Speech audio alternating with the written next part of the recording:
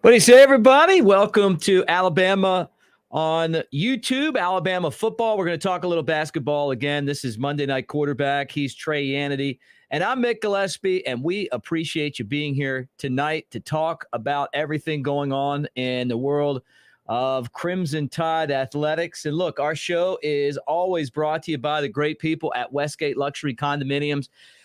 A football's pass, 200 feet from Bryant-Denny Stadium. It is fantastic. WestgateAL.com. If you're looking for maybe you want some rental property, maybe you want to have a place to go in Tuscaloosa on game day, maybe you want to live there. They are fantastic. 1 to 5 bedroom units, 900 to 3,000 square feet, sub-zero kitchens. They're just amazing properties, and they're right there by the Walk of Champions and all of that stuff. So anyway, check them out, westgateal.com. All right, Trey, look, man, this is it. We got the big dance coming up. You and I get to talk about it here on the show. Spring football's here, and spring break is here. Yeah, it's all finally here. This is probably my favorite part of the year, if I'm going to be honest. We got the March Madness, the Masters coming up now. Like you said, spring break is here. We got college baseball in the middle of everything. Softball was undefeated up until this past week. Just a bunch of sports kind of crossing over right now. So, it's got to be my favorite time of the year. A lot to talk about tonight in March Madness, spring football, like you said, in session now as well. And, kind of talking about the weaknesses, some of the strengths as well, what we've seen so far from all of that. Heard from Saban on Friday for the first time, and now we get this break for spring break. Going to come back, and then we really get to, dive into it. But a lot to talk about tonight. How are you doing? Doing great, man. It's got to tell you, it's a really fun time of year. Baseball's back. I'm involved in that. You got March Madness. I'm getting amped to pick my bracket. Bama's in there. They are as Jekyll and Hyde as any team in the tournament. We're going to talk about that later on in the show, but it's going to be fun to pick that bracket, see what's going on. And then we got spring football. And we have got so much to talk about with football. First, though, give us an update on everything going on, which really was kind of just like one day and everyone go home. Yeah, this is still a weird time for college football in general. We don't get as much access as we used to, so we didn't really get to go to practice or see exactly what was going down. But we did get a nice little highlight reel that we posted on our YouTube page, so guys, go check that out when you get the chance. But, we saw a lot of receiver work and a lot of young receivers. That's kind of what we're going to talk about tonight. But it was good to see Jermaine Burton, for the first time in Crimson. Looked really good, liked his stop and start, kind of what we saw in a few highlights there. In the running back room, too, we saw Trey Sanders looking a little slimmer, a little bit leaner, a little bit quicker maybe. And that's, what we hope from this running back room. You need to get good depth here. We saw injury after injury last season at running back and some other spots as well. But that was one position that Alabama maybe could have used in the title game to have a second or third guy you could really trust in. Maybe that's Trey Sanders this season. Like the looks there. Got a lot of offensive line in the tape on Friday as well. I think that's going to be a position of focus as we get through the spring. You got a new coach there, and Eric Wolford as well. So, kind of see what he looks like with this group, how he works with them overall. I think it was a good day. Nick Saban kept it kind of light. I think one of the questions, was, well, what improvements have been made from the time that the season ended, to this point? And he said, well, it's one practice. We don't really know. We're not going to know for a little bit. So give it some time. But overall, I mean, you got to love what you saw from day number one. Yeah, no doubt about it. And that's what's really fun about the way that he does it. You bring everyone in, and then they bolt out, and then you kind of get back, and it concludes with the big game at Bryant-Denny Stadium on A-Day. All right, let's talk about what we're looking for with this year's A-Day game. And let's start with the biggest weaknesses that you see on this Alabama team, things that we want to know about. Last year, it was quarterback. We lost Mac Jones.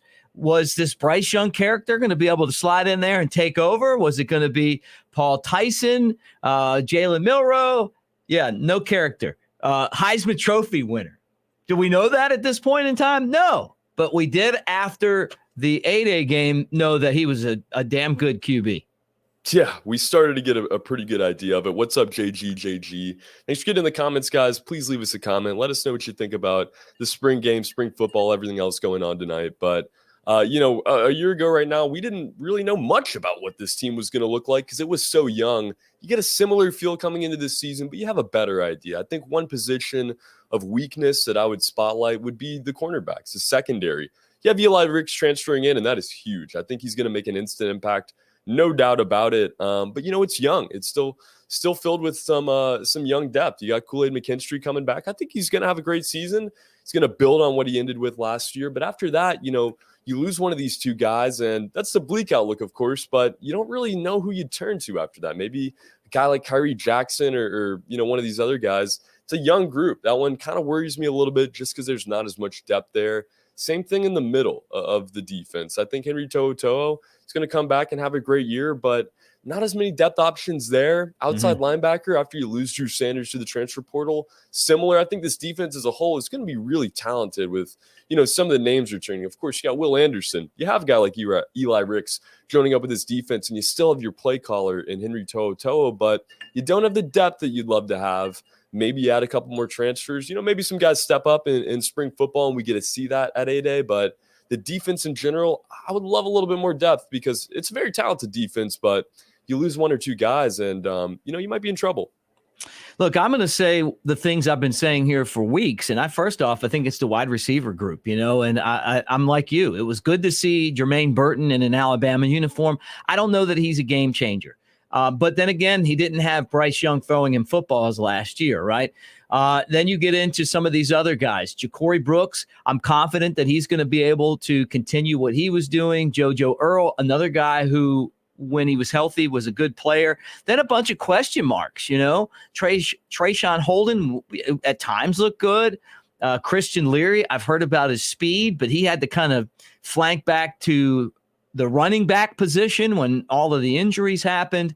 So I'm definitely curious to see what happens with the wide receiver spot because Bryce Young can't do it all. He can't throw and catch the football. We found that in the national championship game. I also feel like, Trey, that if these guys don't grab these spots and run with them, I would not be surprised if Alabama doesn't look back in the transfer portal again and take advantage of bringing in more playmakers that are ready to catch passes. And we could tell in the championship game, and I know that's not really a fair assessment because it was just really a half of football, right? That some of those guys weren't ready. Nick Saban's kind of said that as well. Well, now they're practicing with the ones, and we'll see what happens there. The other question that I have is offensive line. I think Evan Neal was that damn good. Look, I do, man. I think he was as good of a lineman as Alabama has had. And I put him up there with all of the greats. And he's going to the NFL. I don't know if he's going to be the first pick because of circumstances, but he's a top 5 guy, right? And he solidified that side of the offensive line. So who's going to take that spot, right? I want to see the Brockermeyers in there. I want to see Cohen jump up in there. Maybe somebody that we're not even talking about. Maybe they get the transfer Steen from Vanderbilt. If experience matters. Sometimes it doesn't, sometimes just because you have experience doesn't mean anything, right? Sometimes it does. But those are the two units that I'm most concerned with. I completely understand where you're coming from. Wide receiver, at least there's a lot of depth. Maybe one of these guys, two of these guys could step up. But I think the offensive line, you're right on it. It's a worrisome group. And, this is a group that was young this past year and is still going to be pretty young. But I love some of the youth here. I love J.C. Latham. Didn't really get his chance, in 2021. I think we're going to see J.C. Latham a little bit. And you got Kendall Randolph kind of as that leader now. He's going to have to be the veteran. You miss Evan Neal a lot. This is a lottery pick in the NFL draft. But, some of these youngsters I think will step up. Javion Cohen, Darian Dalcourt.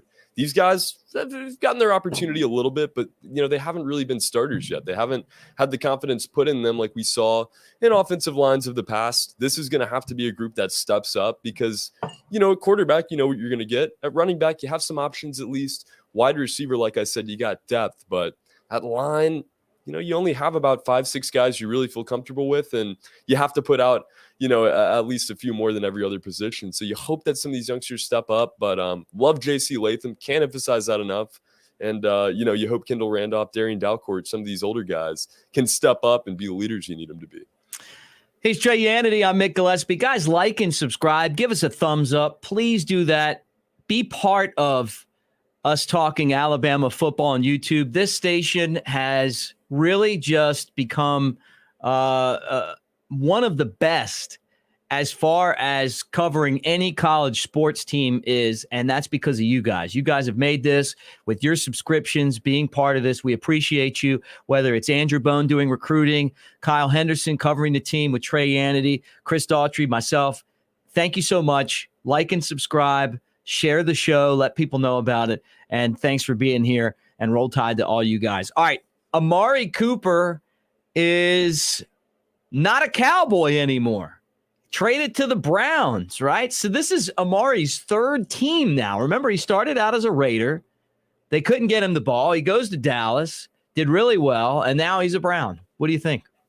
This is, an interesting move here. I knew he probably wasn't going to be a Cowboy to start the season, but I didn't know if he was going to be a Dolphin or a Patriot. I wasn't really thinking about Cleveland at all. And, talked about this even before the trade. Cleveland is in a situation where you have a very talented running back, probably a top 5 running back in the league. You have a solid offensive line now that is composed of a couple Bama guys nowadays. You have decent tight end play and a decent enough receiving core. You got Jarvis Landry. Last year they had Odell Beckham. But, you don't have a very good quarterback. And this is something that, I don't know if the team is trying to address at this point, because I think the faith is still there in Baker Mayfield to an extent. But I think if they're going to be realistic about winning, not adding a receiver is what they need to do. Go find a quarterback. Maybe they can draft a quarterback. Not a great class, obviously, and their pick isn't super duper high. So maybe you could find a guy like Matt Corral that slides that you could develop a little bit. But Baker Mayfield is not going to put this team in position to win. You could have Amari Cooper, Odell Beckham, whoever you want. He's just not a quarterback that's going to be sustainable in the NFL. I think it's good for Amari Cooper maybe to switch it up. I don't think he had a great relationship in that receiver room near the end. But, Cleveland is in a weird spot right now. Maybe Baker's going to prove me wrong. I don't know. But at this point, I think it's just kind of a lateral move, if nothing else. Look, I'm not totally out on Baker Mayfield. I'm just not. And you guys know I'm a Ravens fan. I mean, I pay attention to that division. I mean, I watch. I don't pull for the Browns, but I watch a lot of them. And Odell Beckham Jr. goes to the Rams and he becomes a star, right? So I give you some points on that. But I still think that Mayfield has the potential to be a really good quarterback. I haven't given up on him yet. But if this doesn't work, then all of a sudden, you're looking at Baker Mayfield going to another team. And it would not surprise me if he didn't get traded. I mean, his name's kind of popped up depending on what's out there. So we'll see. But Amari Cooper is the type of receiver that you can rely on. He's got great hands. He runs amazing routes. He's a perfectionist. And I think that it really helps the Browns and their offense. And you're right. They have just an amazing run game. And, they should be better than they are, but they're inconsistent. The NFL, especially that division, it's a tough division. But it's going to be weird to see Amari Cooper in a Browns uniform. And the salary cap in the NFL makes a lot of these trades happen. Like things that you don't see a lot in other sports. It's like you never know at the start of the year where someone went, but that's because of the salary cap in the NFL. All right, let's talk Alabama receivers under Nick Saban. You guys in the comments section, if you want to throw your 3 in there, please do. We'd love to see those as well. I'm putting Trey to the test right now. Since Nick Saban's been head coach, give me your top 3 receivers, and I want 3, 2, and then 1. This is hard. My list is going to be different than maybe a lot of our viewers out there, because I want to vote on guys, put guys in my poll that I've seen play in person, that I've been a part of covering here. So, my list might be a little bit different. I tried to go off statistics as well to kind of guide this here.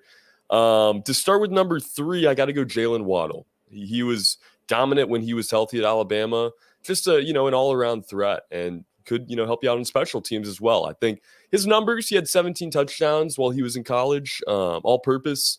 Didn't have a rushing touchdown at all. Could have used him, I think, a little bit differently, like we've seen in the NFL a little bit, but they used him perfectly in the offense with Tua and everything else. Got to put him at number 3. Number 2, this is a guy I didn't cover, a guy I didn't see play in person in college, but I have to put him in here just because he's the cornerstone of this dynasty.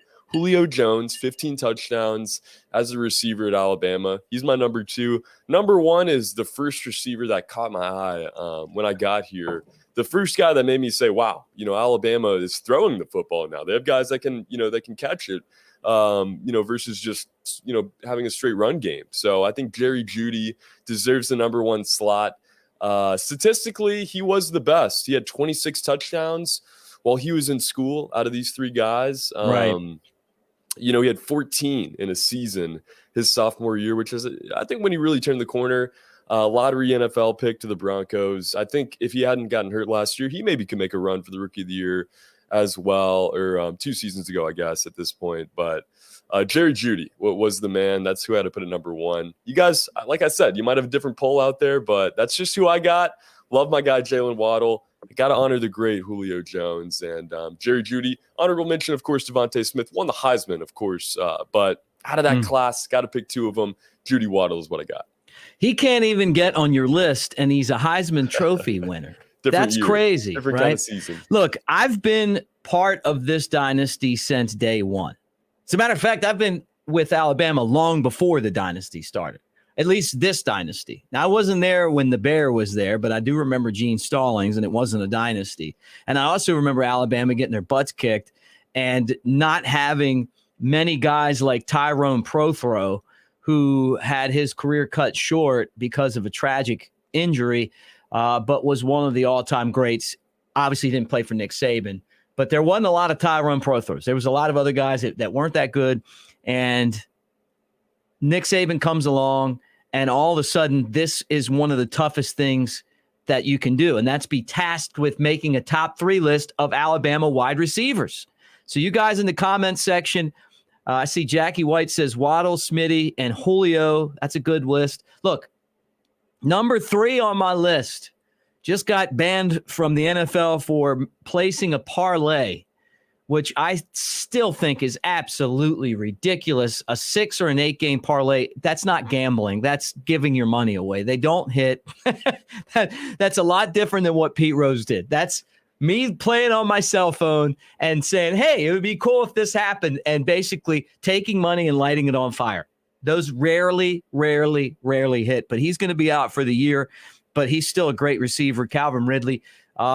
He helped Alabama win games. He was featured wide receiver. He didn't have a lot of other wide receivers around him, like Smitty and Waddle and Jeudy and Ruggs, right? They didn't have the 4 horsemen. He was very instrumental in Alabama winning championships. Number 2, just got traded from the Cowboys to the Browns, Amari Cooper. I mean, think about Amari Cooper and what he meant to Alabama at wide receiver. I mean, you talk about an integral part of the team. Unbelievable. Great hands, ran the routes, caught all the balls, never dropped it. And I mean, like, he took hits, he got right back up. He was just incredible. Number 1 on the list, though, is a guy who is still one of the greats and probably the greatest wide receiver of his generation. And that's Julio. Look, man, Julio Jones, guys, when he came to Alabama, when guys like Andrew Bone were out there covering recruiting, and Julio put the Alabama hat on from over in Foley High School down here in LA, it was like, okay, Bama's back. And there were all these times throughout the bad years of Alabama where they'd win a couple games and people would be like, Bama's back. And then they would lose to Auburn or LSU or Tennessee. When Julio put that hat on, I was like, okay, something big's happening here. But then Alabama had this long losing streak to LSU.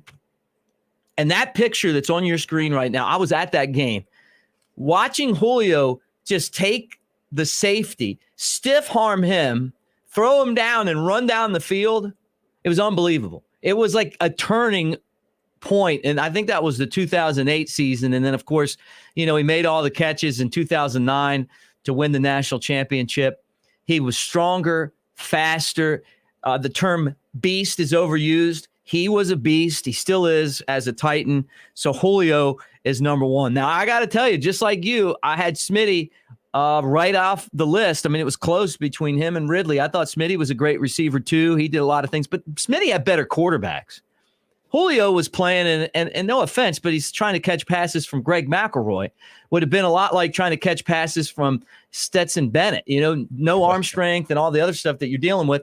Like, still a really smart quarterback. I don't want to put him down, but compared to what Alabama has now, it's a different type of offense. So it came out kind of disrespectful. Look, they're both great quarterbacks. They're both champions. But if Julio was playing with Bryce Young, oh, dude, the numbers would have been off the chart. He's the best wide receiver that has ever worn an Alabama uniform. Yeah, or Tua even. Tua would have distributed the ball perfectly well. And shout out to our producer, Chris Daughtry, both alumni of Foley High School, Julio Jones and Chris. So, That's right. Big deal there. But yeah, I'm with you. I think it'd be game over. Julio in today's offense, like Jackie's saying in the comments, it would be scary. It would be a different story than what we're seeing today. But I mean, it's just crazy to think that, a school that has always been known for such a powerful running back room has this many receivers that we can talk about. We're still leaving guys like John Mechie off the list. And, some of these other guys that have come into the program, Henry Ruggs, that have changed the way that Alabama plays. But that's, it's kind of the game in general too. And it's cool to see Alabama evolve with the rest of football. No doubt about it. And we'll see who the next guy is going to be part of, this year's team. And there's the potential for a couple of guys. Who would have thought Jamison Williams would have been, someone that ended up being a stud number one wide receiver for the Crimson Tide. Guys, like and subscribe as you hang out, share as we talk Alabama football on YouTube. We're going to switch gears with the NCAA tournament coming up. Alabama out on the West Coast. They will play the winner of Notre Dame and Rutgers, same as last year. They have to play a team, not the first round. I mean, they played UCLA, who was one of the play-in teams later in the tournament, but they don't know who they're playing right now. Is it Rutgers? Is it Notre Dame? And that's going to happen at 3:30, 3:15, depending on when the game ends, out on the West Coast. Alabama, a 6 seed. Trey, I got to tell you, the way that the season ended, I was really surprised by that. I knew Alabama played an incredibly tough schedule. I know they earned the right to be in the tournament. But things got ugly. They lost to Georgia, who only won a game in the conference all year. They kind of limped into or backed into the tournament, losing first round in the SEC tournament. And they still get a lot of respect from the committee. And you know what? It tells you that beating Gonzaga out there on the West Coast, beating Houston and beating Baylor, all teams that are excellent, mattered a lot to the committee. Yeah, I mean, when you have the wins that Alabama does, you're going to get a lot of respect. And, I think people kind of gained respect for the teams that Alabama lost to at the end, near that stretch. Alabama played a really good Texas A&M team. Everybody found out after they made their run to the championship game. And, for Vanderbilt, they only lost to Kentucky by 6. Scottie Pippen had another career night against Alabama. So I think, they took the context into play. For the committee, there's just so much focus on the bubble teams. I think they kind of look over some of these 6 seeds, these 5 seeds. I was stunned myself to see Alabama up to 6 again. I thought 7 was almost a lock for this team after the way they ended it there. But, just shows what could have been if they had made a run, if they had won a game or maybe 2 games. I think 5 was a floor for this team. Maybe they get a 4 seed even. So overall, the SEC gets 6 teams in. Tennessee gets disrespected with the 3 seed. Kentucky kind of gets the advantage with the 2. A little bit surprised by that. I thought it would be kind of flip-flop there with that one. Arkansas, coming in with a 4 seed, I thought that was fair. Trying to think, kind of who else in the SEC I'm really interested to see it's a mix, which is crazy to think. The Big Ten had 9, the SEC close with them there with 6, the ACC only had 5 this season. So just great representation. Alabama, if we look at this matchup a little bit more specifically, I think it's almost certainly going to be Rutgers. Rutgers is just a better team. They've been tested way more often. Better wins. They play impeccable defense. They really try to lock you down on that end of it. Only allowing 65 points a game there. So, it's going to be a rock fight in this game between Notre Dame and Rutgers, but I think they pull it out. I think Alabama is going to struggle, to be honest with you, in that first round. I don't love this draw at all. I think that Texas Tech is a sleeper team to beat. They have a really nice path, and they got really hot at the end of the season too. Very well coached. Great big men. It's, personally for Alabama, not the worst matchup in the world because it's kind of like Houston, similar structure to that. But if you can get past Rutgers, the sky's the limit. This is the NCAA tournament. This is, this is March Madness. So we'll see what ends up happening between Rutgers and Notre Dame, what matchup we get. But, it's going to be tough when you face teams like this that just play such good defense. These have been the matchups that Alabama has struggled with this season. Yeah, look, I see Chris Allen in the comments section. Nice call on the fact that Bama could win the SEC tournament. I don't know what they're going to do. I have no idea. 1 minute they're beating Baylor, and the next minute they're losing to Georgia. They're a tough team. They're impossible to handicap. But like you said, Trey, looking at this bracket right now, can they beat Rutgers and Notre Dame? Yes. Can they beat Texas Tech or Montana State? Yes. Can they beat Michigan State or Davidson? Well, they lost to Davidson, but it was a good game. They weren't expecting to play them. They were supposed to play Colorado State, right? Can they beat Duke? I would love to see the Alabama-Duke matchup, particularly after Nate Oates kind of called out Coach Krzyzewski last year, and then remember he backpedaled and apologized. But this is a fun bracket to be in. You just don't know who they're playing right now, and we'll know soon, right? If it's going to be Rutgers or Notre Dame. Texas Tech gives me a lot of worries because they kind of remind me of Texas A&M because they play great defense, and I feel like it's going to be Alabama's offense against a great defense. How would things turn out there? But if someone could say that they are positive Alabama's going to lose or positive Alabama's going to win, I wouldn't believe it. Yeah, well, this is March. I mean, anything can happen. And to go back to Chris's a comment second ago in the comment section there, it's a tournament and anything can happen in any kind of tournament when you have seeds that are this close to each other. So Alabama could win this game. They could be a one and done, like Chris is saying. But, I don't think anybody at Texas A&M in the championship game. What's to say that Alabama can't make a run to the Elite Eight here? Nobody has that. Nobody had Syracuse in 2014 going to the Elite Eight. Nobody had the Loyola Chicago men's basketball team going to the Final Four back in 2017 or whatever that was. Sleeper, Cinderella stories are a thing. And I think for Alabama, that's kind of been the mentality they've had when they've won this season. When they played Baylor, they were not supposed to win that game. When they went to Seattle, they weren't supposed to beat Gonzaga.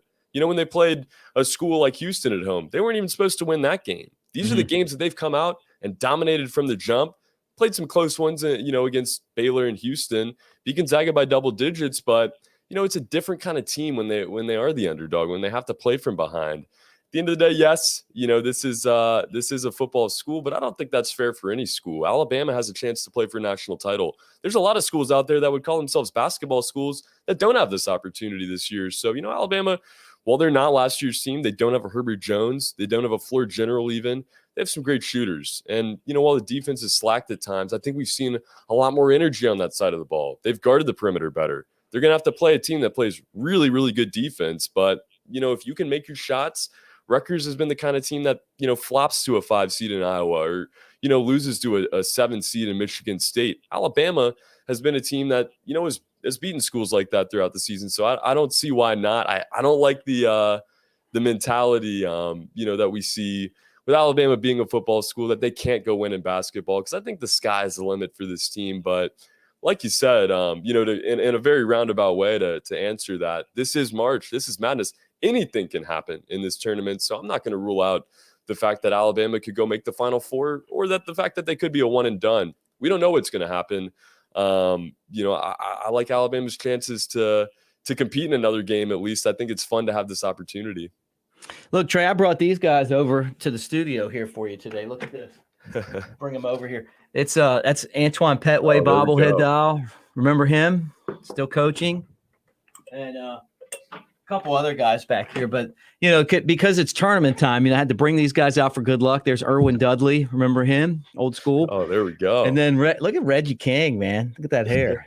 Bring these guys back. Bring these guys back. Look, as good as Alabama's been, I mean, this team has a chance. Look, first going to the tournament back-to-back years is something that hasn't happened a whole lot. And then, this is a team that could make a run.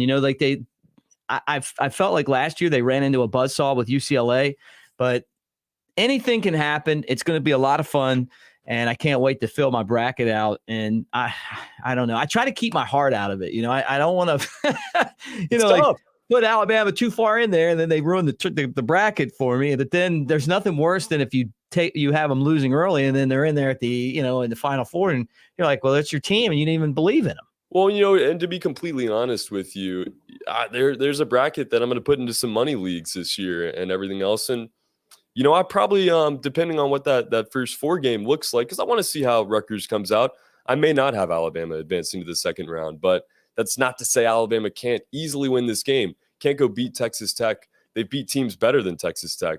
It's about the matchup. How do they match up against Rutgers?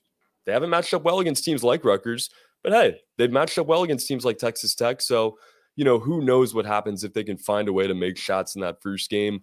Last year, I didn't expect them to struggle with Iona. Guess what? That was a close game to the buzzer. Why can't Alabama go make a close game with whoever? They've already beat the number 1 seed in the region. I've said it, and I'm going to keep saying it. As long as they keep this run going, the sky's the limit for this team because, this is a gritty bunch. It's a young team, and that's where their struggles have come with turnovers, with lackluster defense. But you'll see it with a young team. Another thing young teams can do, they can go make a run. They can get hot, and I think Alabama has proven, when they play together, they can beat anybody in the country. Why not go beat UCLA from last season, go make a run from the 6th spot? Well, we'll find out. Again, they play on Friday, and it's going to be fun to watch and see what happens when the Crimson Tide play tournament basketball on Friday and try to advance and survive. All right, Trey, anything else that I didn't get to? Any final thoughts? I wanted to put this out there on Twitter last night. I didn't get the chance to, but I'm trying to start a petition to completely abolish standard time. Right now, I think it's about 6:30, 6:45 p.m. Central Time, and there's still sunlight out. And this is, right. Just one of the greatest days, I think, of the year that we get to celebrate more sun. And it's the beginning of summer, I think, in my mind. So let's get standard time completely out of here. Other than that, I think it's, another fun week. Alabama taking the week off for spring break. But since the last time we met here, I think baseball has decided to pick it back up. So they met in agreement. We got a lot of great things going on right now. So guys, check out the rest of our channel. Hit the like button. Chris, I'm sorry that you don't want basketball to do well, but I think it's going to turn out just fine. And yeah, we can't agree on standard time yet. And I know you like my Kevin Love jersey, so we'll find a way to be friends in here. But it's just excited to cover it all again this week. What you got going on? All right, look, I'm going to pull another thing off the wall here. Hold on. Let me reach back here and grab this. Don't break anybody. This is my license plate when I was a college student at Alabama. See that? Oh, man. NWO for life. It was on the back of my Ford Bronco. And the reason why was I was the biggest Scott Hall and Kevin Nash fan at Alabama. Loved it, for life. And I'll tell you what, man, I'm praying for Scott Hall right now. I don't know if you saw this, but he's on life support. He had a hip surgery, and I guess he had a couple heart attacks from that. Love those guys. Kevin Nash played basketball at Tennessee. I don't know if anyone really realized that. And then, went on to be a wrestler with Hulk Hogan and all that. But it was just brought so much entertainment and fun to my life at my time at Alabama. And, just thinking about that today, I got a text from my buddy Ben Ingram, who's with the Atlanta Braves. He's the broadcaster. And when we talk on the phone, the conversation always starts with, "Hey, yo." And that's from Scott Hall. I mean, Scott Hall, like the toothpick thing. So anyway, prayers go to him, and hopefully a miracle happens.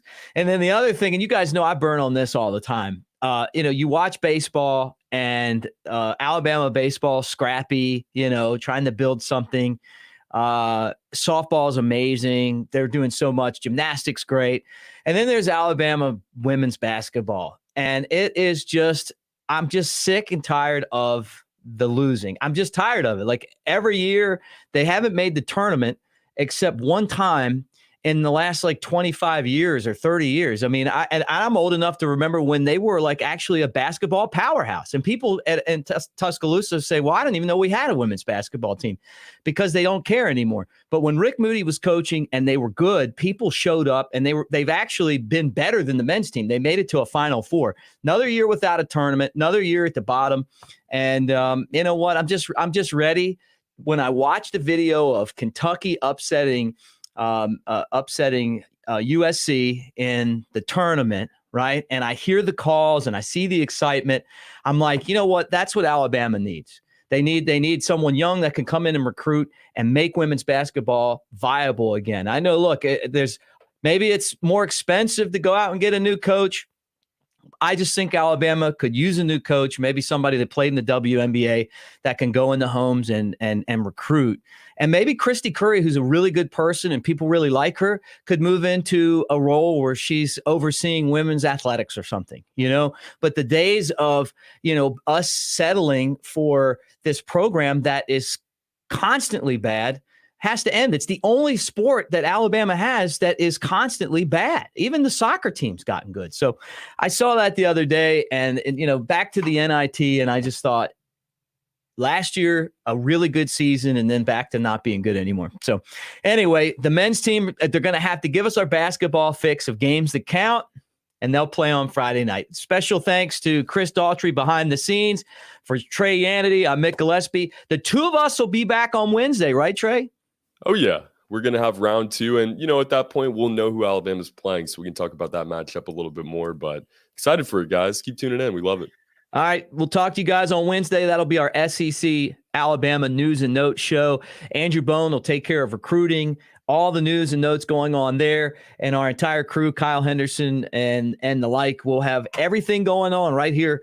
So make sure you like and subscribe as we talk Alabama football on YouTube. And don't forget, our show's brought to you by Westgate Luxury Condominiums, right there next to Bryant-Denny Stadium. Find out more information at westgateal.com. Thanks for watching, guys. Roll Tide.